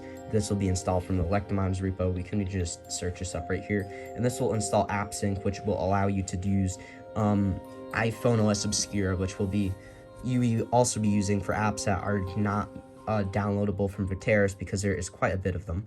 So you're just gonna hit install, and you can see AppSync Unified is also installed, and so is Viteris, and you're just gonna hit install on it, and you're gonna follow the same exact steps. You just say, okay, I understand, restart Springboard. Okay, and then we're back onto the lock screen, and we're just gonna go into Viteris. And what Viteris is basically an alternate app store that has a way better selection of apps, and you can select whatever version of app that you want. So we're gonna do Subway Surfers, as this is an absolute classic, and I always pick this one. The one I like usually is probably like one of these 1.4 versions, not usually the latest. I'm gonna pick like 1.7.0. I think that's one I have on my iPad 4, I'm not completely sure. And you can see, you go to queue, and then you see all this other stuff is downloading. And you can do this for pretty much any app that you want, and it'll just queue up in here. I think it's better. Viteris is way easier than iphoneosobscura, but it's missing some apps that iphoneosobscura has, because iphoneosobscura usually has a way bigger selection of apps, because they've been collecting apps way before the locator was on there. So anyway, you're gonna go to Subway Surfers now and see if it works. And by the way, some of these apps may not work, and that's nothing to do with you picking the wrong thing or something. Some of these apps just don't work for some reason, and you just have to pick a different one. Like this one's bugging out over push notifications for some reason. I have zero idea why it's doing that. So we're gonna download a different one. Hey, after tapping for like 18 minutes and messing around with it, it actually works. I have no idea what it was doing earlier, but you can see we have working Subway Surfers, and now I'm going to showcase iphoneosobscura, which is another way to get apps. And what you do is you're going into Safari, and you're going to add this address right here, iphoneosobscura.litten.ca/. And what this is basically is another way to install apps. So we're going to install something from here. Let's install like Minecraft, because why not? Let's do like the latest version of Minecraft for iOS 6. Let's do like, I always recommend proxy to install. These direct installs usually do not work. And just hit install, and it will just queue up like any other app store. Actually, I'm gonna up my brightness here so you can see better. And it just installs like anything else, and it's going to install directly from the website. And you can do this for every single app that you get from there, just like Viteris. So I'm gonna let this install come back to you. And it pretty much works like any other thing, like I just explained with Viteris. Well, some of these apps might not work. So let's test out Minecraft, because I've never played this version of Minecraft in like forever. I believe this is from like the 2014 iOS 8 days, or iOS 7 days, I'm not completely sure. That was kind of the era I played Minecraft Pocket Edition on, mainly back then. And yeah, it does look like that. Oh my god, this is very throwing me off for some reason. Why is the crouch button right there? Anyway, yeah, you get the point on how to install apps. And now, let's move on to some various tweaks I highly recommend. And I'll just go briefly over on what they do and why I recommend them. So the first one is not even from a repo, it's just called f.lux or flux. This basically just gives you night mode on iOS 8 through 5, and this is a must-need tweak. So I'm just gonna do continue queuing on all of these. We're gonna install all of these at once, because why not? By the way, I'm not going to showcase TubeRepair in this video. It might go back up online at some point, but currently it is not working. I'm not completely sure why, but let's continue. Next one I recommend is an absolute iconic tweak from the old days, aka Cylinder. If you've seen like the barrel roll type of tweaks where it like does the weird animations that you can select, this one, yeah, it's very cool. So we're just gonna install, continue queuing this. I will be showcasing this after, of course. Next one we're going to be doing is Zeppelin, which basically gives you a option to replace the carrier little thing up here with a like logo or whatever you want. And you can there even is some packs in here from way back when that you can install. Some of them probably won't function, so keep that in mind when installing them, where they might not work, but it's whatever. So let's move on. And yeah, those are pretty much all of the other mixed tweaks that I would recommend you install. So you're just gonna hit confirm on all of these, and they're all going to install at once. By the way, there's some chances that you might get weird bugs where it like thinks it's like an iPod or something, and it just completely freaks out. I've had this happen before with me, and okay, you can actually see Flux going in. What do you do in that situation if that even happens? But no, it didn't happen. So what that does basically, oh, you can already see the animations. So what that does basically, it makes your device think it's an iPod. I'll throw up the picture of what that happens, what it looks like when that happens on here, if that does happen to you. What you do to fix that basically is you're gonna go and you're gonna do a reboot, because you probably can't open up any apps. So you're gonna do, and you're gonna reboot, and on reboot you're gonna hit hold the volume up button like this, and it's going to boot into substrate safe mode. And what you do there is you're going to go into Cydia, and you're going to install Zeppelin and Cylinder. And because those are probably the two culprits that could be causing this, you can troubleshoot and figure out which one is causing that, but it really doesn't matter to me currently. So yeah, let's go over Flux first, what Flux does completely based on what I just did a second ago. So we're just gonna go into settings actually, and you're just gonna enable location services for Flux. You don't have to turn on Find My iPad, I don't really care about that. Okay, anyway, so you're gonna go into Flux, and now you have location services. You can just hit OK on that, and now we'll figure out when it is daytime and when it is nighttime, and it'll automatically go into night mode. And you can further mess with this if you desire. Like at night, you can make it very light or very extremely like this. I kind of like it like over here, because if you do it too, I don't like halogen very much because I feel like it's not night mode enough. But if you go to like too like dim incandescent, and just everything just looks green, like let's go to the home screen. Yeah, it just looks very green. I don't really like that, so I'm going to put this at like incandescent personally. But yeah, daytime you can set it to whatever you want. You can set it to like very dark or very bright, it really doesn't matter. But yeah, anyway, so in Zeppelin you can find many themes in here that you can change the status bar to. Like you have like cloud, you have like dark night, but you can add more in Cydia, which you can just search up Zeppelin themes. There's like a million that I have on all my other devices usually. Like you can change it to Windows. I like some of the ones that are colored because I feel like they're not usually I'm actually not even looking at it. You can see it's colored. I kind of like those personally. I don't know how you would feel, but you can pick from any of these. Same thing with cylinder, basically. Just go into effects. And by the way, do not select multiple at once because it will just completely freak out. So let's change it to like one that I like personally. Burst. What is burst? I've never seen this one before. Whoa. I actually like that. What the heck? I actually really like that. I might have to put this on my other devices. That's actually really cool. But anyway, that's what Cylinder and Zeppelin does. And yeah, that's pretty much the video. You can also sign into your other stuff like your messages by just doing the same exact thing with the password when signing in on your iCloud and messages. You can't fix FaceTime. FaceTime doesn't really work.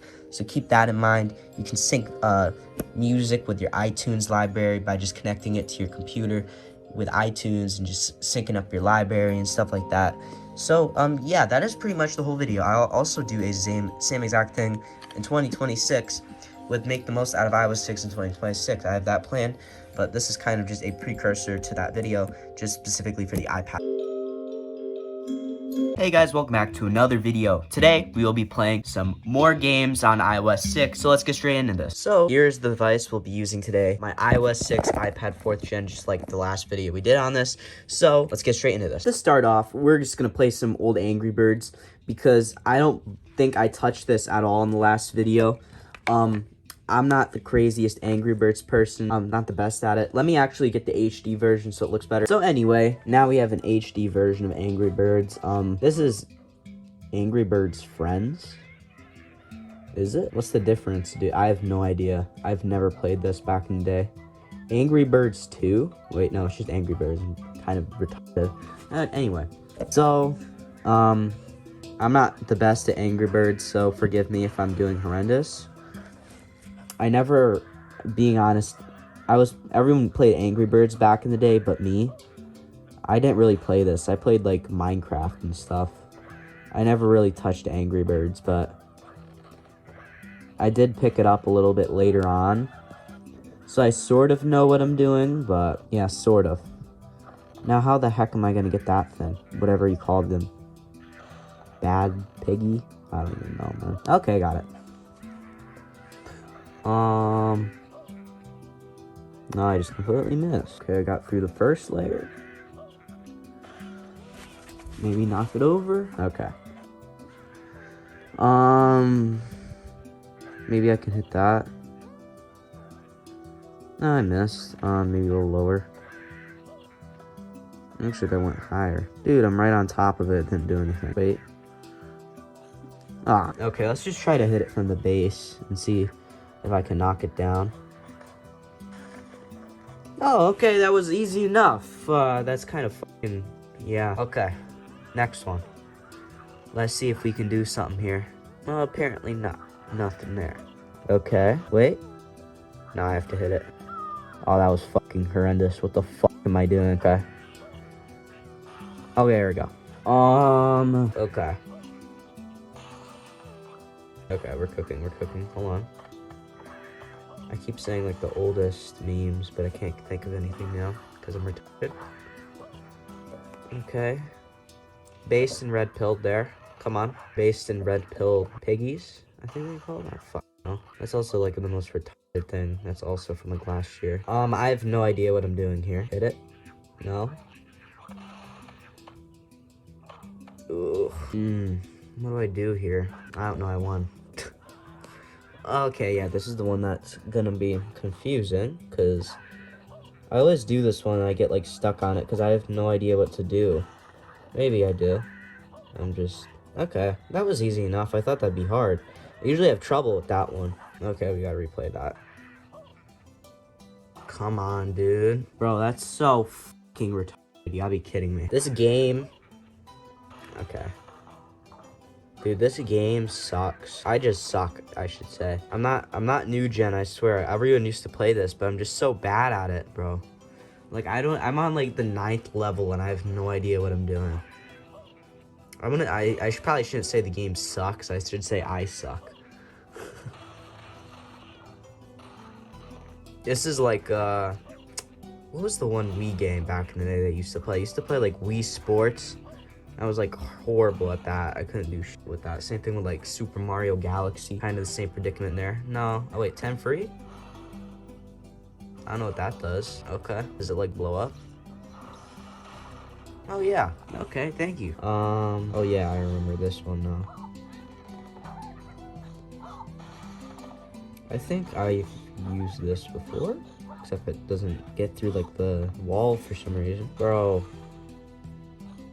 how does people play this? I'm so bad. How do you like get good at Angry Birds? Like I'm so horrendous. Like I didn't even do anything. After like a couple more minutes of this, I'm not playing this because I'm genuinely not having fun with this. I'm probably just gonna like start saying like obscene shit in like 8 minutes because I don't know what the fuck I'm doing and I'm like raging and I'm like retarded rage. Okay. Come on. Come on. No, that was good. There you go. Okay. Let's try to get this one, and then we're gonna move on to a different game.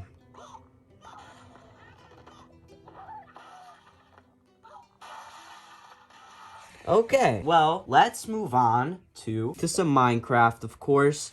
Now, I was talking about this earlier, because this is a game that I've been playing. This is literally one of my first games I ever played, to be completely honest, other than, like, some other, like, mobile games that I played when I was, like, little, like, way back when.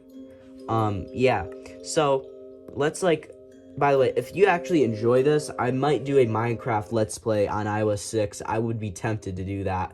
Also, yeah, call me new gen or whatever, because Minecraft was one of the first games I played. Derek CL, let's do CL, or Legacy World. Why not? Okay, that's good enough. Derek's Legacy World. Should we do survival? I think we should do survival. This is like 0.95, so this might be from iOS 5, actually. But yeah, so this runs very well on iOS 6. When I was growing up and playing Minecraft, that was probably like iOS 7 era when I started playing Minecraft.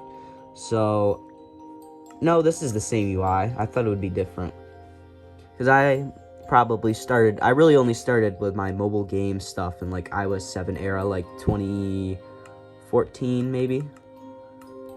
So, yeah, anyway, let's make a crafting table, because I know to do that. I actually made 2 on accident. Okay. Stick. Dude, I literally, like, one of the first videos I made on, like, my other channel that used to be, like, my, one of the first videos I made on, like, my first YouTube channel, when I actually started making videos in, like, 2020, which is now, like, my second channel. Quick plug, Certified 1075, or just Certified, have it in the description. I used to make, like, old alpha Minecraft Let's Plays, and this is kind of coming full circle, except I'm playing what I actually used to play. Like, I would fake having nostalgia for alpha Minecraft when I was, like, I didn't even play that, really.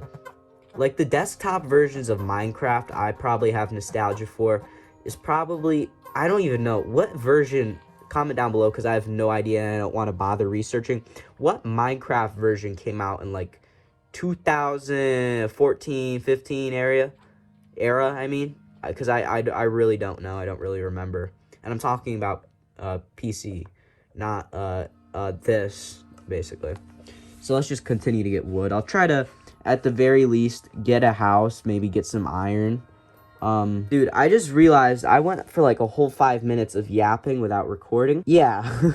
What was I talking about anyway? Yeah, I was talking about how I've never, like, a pretty embarrassing confession about Minecraft.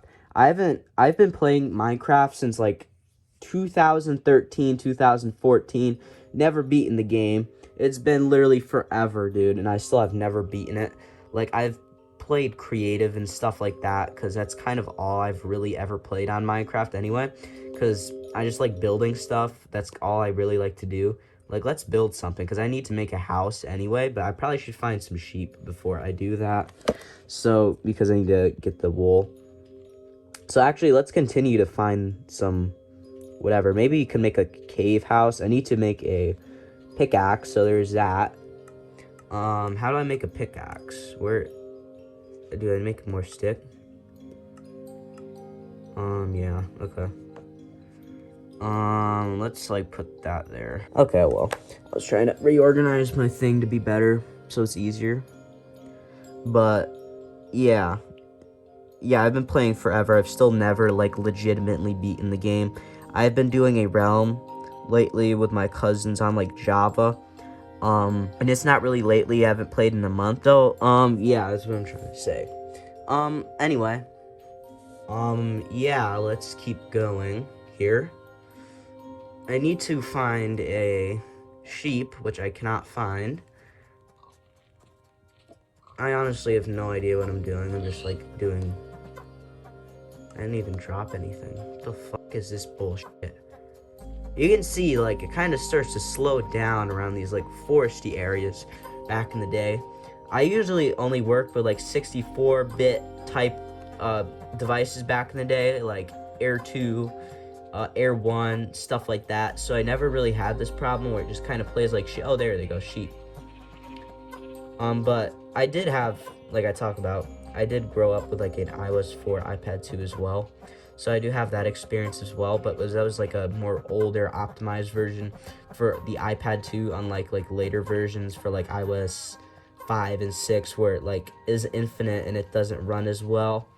Like imagine, go try to play like if you have like a 6.1.3 iPad 2, turn the graphics up all the way to like fancy graphics, beautiful skies, animated water. I don't even think I have view distance up all the way. And you'll just see how it doesn't really play that well. And I actually need to build a house now or I'm going to die. So let's do that, shall we? Anyway, I sound like I'm some like retarded Minecraft YouTuber from 2014, which is kind of what I'm doing right now. But yeah. We need to go to sleep so I could live and not die, of course. Anyway, I took a break for a second because I wanted to check eBay for some future video collection items, of course, because that's what I do. Anyway, where the heck did I keep breaking my bed? Okay, I did. So I need to make...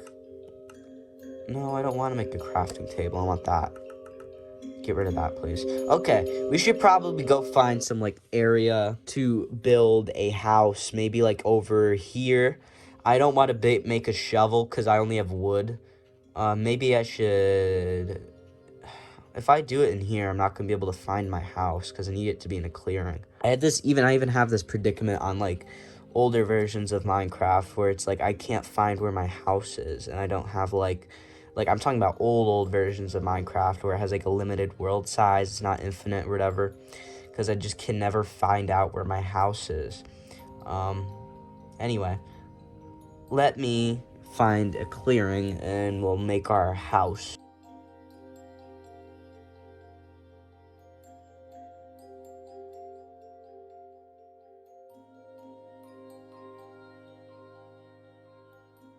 Hey, look, it's a clearing. Free food, of course. Amazing. What the fuck? Okay. Alright. Here's an actual spot where I can build a house and, like, settle down, which is good. These are, like, the OG planes where it doesn't look like garbage, like all the new textures and everything. Dude, I hate how new Minecraft looks. I might be biased, but I genuinely think new Minecraft looks horrendous. Like, the new music isn't good. Everything is not good in new Minecraft. Like, you have to play old shit if you want it to be fun. For me, at least. I don't even touch Pocket Edition nowadays. I just play this version of Minecraft or like 1.7.3 on Java or actual new Java. It doesn't really matter. I just play all that. I don't really play any of the new Minecraft. I don't really enjoy it. So let's make a starter house. Let's make it like very long and not very wide. Okay, let's just keep going this way. This may be uneven, but who cares? Keep going. I just want to build the house by the end of this video. If this video does very well and you really enjoy this, I will definitely do a Minecraft survival Let's Play series on iOS 6. We'll beat it. I don't care. I will beat Minecraft on here if we have to. I don't really care. Maybe I could make it a weekly thing where I do like my normal tutorials, unboxings, and whatever. And by the way, this would be the time where I come back from when I do my break, because I am going to do a Christmas break type of thing. Here, I did mention it in my last video, or like my iPhone 4 repair video. I need to take a break for Christmas because I need to like hang out with my family and stuff. But tomorrow, I am getting an iPhone 17 Pro for free from Verizon. I do want to do like a unboxing. Well, it's not gonna be an unboxing because I have to actually physically go to the store and like get it. So it probably won't be an unboxing or whatever. Oh I ran out of fucking wood, man. I have to get more wood. But it won't be a like physical in person, or like, what am I saying, a like actual like unboxing type of thing, because I have to go get the phone because I'm getting it from a carrier, and I have an appointment to get it. So basically I'm not going to be unboxing it and stuff because, dude, I'm not gonna bother to like set it up all myself.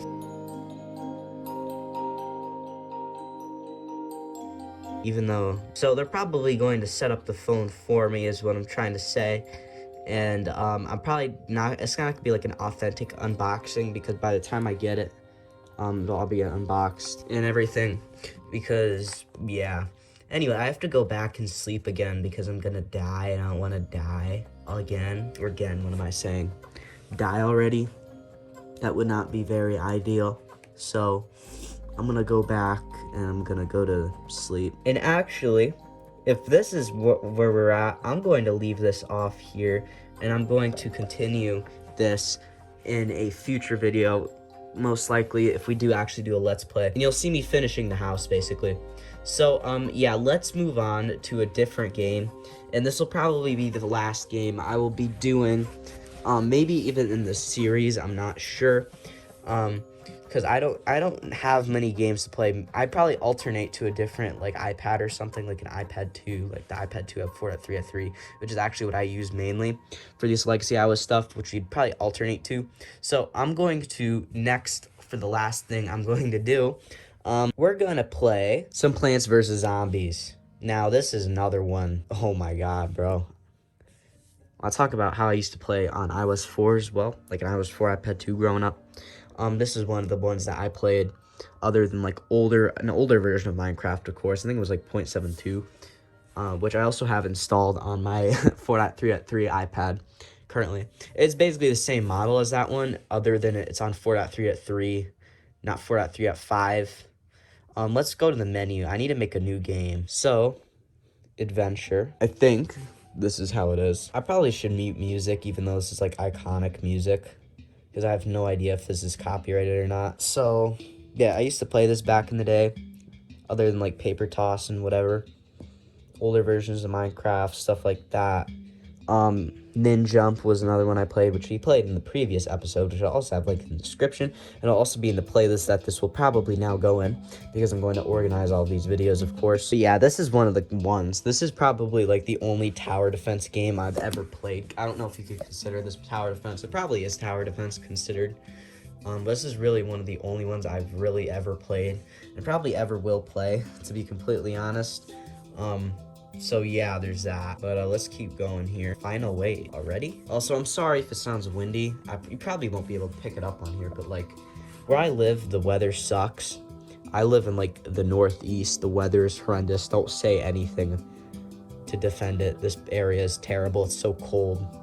So I'm sorry if it like sounds terrible outside while I'm recording, because there's a good chance, because I live in like a attic room where like everything is super hearable, audible, hearable, that's a wonderful word, where you can hear basically everything, including outside. So yeah, that's partially why I have like audio problems up here, and you best believe I am not investing in soundproofing equipment. I don't fucking care about that shit. I don't do anything. It's not gonna make a difference for my circumstance anyway. I don't have any room for it. Come on, man. Why is it right there? That's so inconvenient, man. Unrelated, but this made me think of it while I'm playing this. Have any of you, like, been to, like, I saw my brother used to do this, where we would play, like, if you go to, like a Red Robin, or, like, whatever the other thing is called. What is the other one that you go to? I haven't gone to in a while, actually. Oh, what is it called, dude? It's not Chili's, is it? Red Robin, and there's these other places that I can't think of for some reason. Like one of these like restaurant chain places where you like go sit down and eat. They would have these like Kindles, like I kid you not, and I always see my brother playing like Plants vs. Zombies on them. And I'm like, why does that even exist? Like, I know kids are like brain rotted nowadays, but like, come on, man, why do we need that? And that was like in like 2017, 2018, 2019 maybe. So yeah, I'm not saying that I'm not young, I'm a teenager. So I would consider myself a first generation iPad kid. I am the first iPad kid. I am taking that name, that label. That is my label, okay? I was playing with like oldest iPads, like probably around back in the day. Like, what am I saying? I was playing with a lot of old iPads back in the day, like my personal iPad that I first owned was an Air 2. By the way, stay tuned after I start making videos after my break. I have an iOS 8.1 Air 2 unboxing, so be ready for that.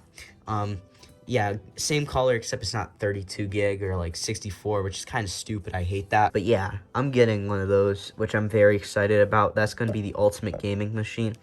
Over these next couple of like months or maybe even years, I'm going to be looking for like a 64, like 32 or 128 of Air 2, because I really want like a full-on gaming machine for Legacy iOS, and I'm gonna be looking for one of those because that would be the one to do that, is what I'm trying to say. So let's get more of these things. Okay, that's where that is. Because you can run, like, I mean, there's technically better ones, like an iPad Pro 2nd Gen running iOS 10, which is basically the rarest Legacy iOS device ever, because only 2 versions of that came out, and it was coming out simultaneously with iOS 11, I believe, because iOS 11 was in beta.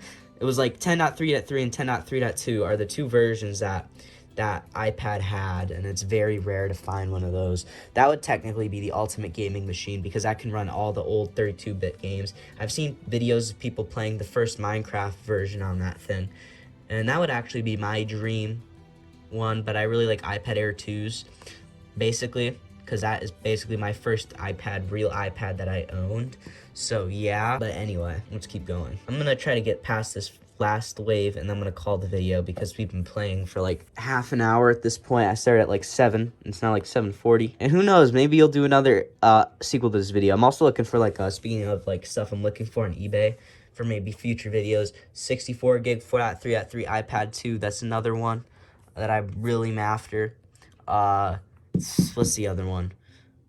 128 iOS 6 iPad 4, which I have a 16, which isn't bad, but for iOS 6 standard, same thing with like 16 for iOS 4. It's just I really want to like load this up with stuff, and I don't really have the room to load it up with much games and stuff for videos and tweaks and everything. Like, I don't have much storage left on this iPad already, and I think it's like I don't have much left. Maybe like 4 gigs left on this thing. So yeah, anyway, we're about to win, I think. Just double up here. Okay, we're all completely tripled up with key shooters or whatever they're called. And hey, look, we won. And yeah, I'll see. I don't even remember what this is called. I'm gonna go to the menu. Very recently, like yesterday, a brand new YouTube fix has come out for iOS 5 through 9. And what is so different about this one compared to a tweak like TubeRepair is you can actually sign into the YouTube app and use it as normal. It also doesn't require any weird like instances and URLs that you have to put in, and it just works. So today I will be demonstrating how to install this and get it set up. Now, you will need YouTube version 1.0.0 through 1.3.0. You will also need to be jailbroken to install this Cydia tweak, of course. And if you have TubeRepair already, make sure to go uninstall that before we proceed. So open up Cydia, go ahead and add this repo right here, cydia.preloading.dev. Add source, and it will now install the Cydia repo. Once you've added this repo, you're going to go into preloadings repo, of course, and you're going to find TubeReplacer. To install TubeReplacer, you just hit install, confirm, and you restart your Springboard if prompted. Once you've rebooted, now you can go and try out YouTube. All right, now let's give YouTube a try. And okay, there you go. You can see YouTube has loaded up perfectly fine. And to sign in, it's gonna pull up this thing here. And sometimes it does not load, but looks like it had no issues. And you're just going to sign in as you normally do with anything on YouTube. Put in your email, put in your password. You'll probably get a 2-step verification thing in here, and you can sign in. So let me demonstrate that quickly. I'm going to go sign into my second account. Okay, you can see the YouTube homepage is working perfectly fine with all the stuff that I normally watch, and you can see I'm on my certified account, and yeah, you can see it is loading perfectly fine here. And now let's actually try to watch a video. So I'm just going to go search up Certified Legacy, and okay, you can see my videos right here. So I'm going to probably go watch one of my most popular videos, aka this one. And just to prove to you that it works, How do you get oh look, it's the tube repair method on here. This video sucks. I don't know why it's so popular. It's terrible. And as you can see, we can look at comments and everything. It's all loaded up here perfectly good. And I can go to my about section on this video. And yeah, you can see I even get the proper view count here and likes, but dislikes obviously will not be accurate, just for the reason that YouTube removed its dislike API. So it will never even be accurate with like a dislike extension, for example, on browser, for example. So, but yeah, you can see I have like everything loaded up here. Everything works perfectly fine. As if we were looking at something on like TubeRepair, it would all be inaccurate and buggy and whatever. And another reason this is better than TubeRepair is copyrighted and uncopyrighted content both work perfectly fine. I don't even know if uncopyrighted is a word, but you get what I mean. It all works perfectly fine. There's no issues, there's no playback errors, and everything just works mostly. Now, there is some things that will not work either way, so like my subscriptions. Actually, this is loading. I thought this wouldn't load. I just tried this on iOS 8 and I was having issues with that, so I don't know. But yeah, you can see it's loading, and I do know there is some things that may not work, and just take note of that. I'm not really sure. It's not going to work 100% because of course this is old YouTube, but other than that, it's good. You can also enable HD on here by just setting one setting. You just go into settings, find TubeReplacer, scroll down until you find video stream, and set this to adaptive. Now 1080p will be enabled on TubeReplacer. And of course, this is adaptive, meaning this will switch between 360 and 1080. As you can see, it appears to be in 360 at the moment. I'm not really sure, but yeah. Are you curious on how to jailbreak iOS 4 all the way up until iOS 7? Of course, 32-bit only. But very recently, a new jailbreak called Aquila was released with only like iOS 6 support. But very recently, it's gotten support for iOS 4 all the way up until iOS 7. Well, today I will be showing you how to do that. And for all of you iOS 4 iPad 2 enthusiasts like me, this is big news because every version of iOS 4 on the iPad 2 now has an untethered jailbreak instead of it just being 4.3.3. Of course, you will need a Windows or Mac computer with 64-bit operating system to do this, and the newest version of iTunes and a genuine Apple cable. So anyway, let's get right into this. So of course, after grabbing iTunes, what you're going to want to do is go to this link I will have in the description for Aquila, and this is the jailbreak we are going to download. Now, of course, this is only Windows and Mac, so if you're on Mac, get Aquila macOS.zip and make sure to extract it.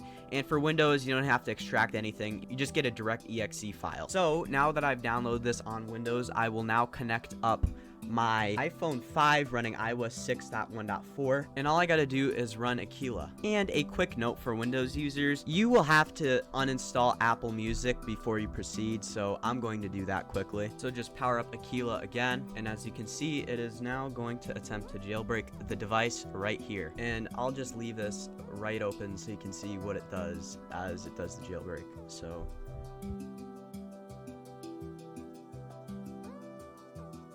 and now my device is rebooting, and it is about to upload the jailbreak or whatever, do what it needs to do. So as you can see, it says installing jailbreak, which is what we want here. I do have Cydia,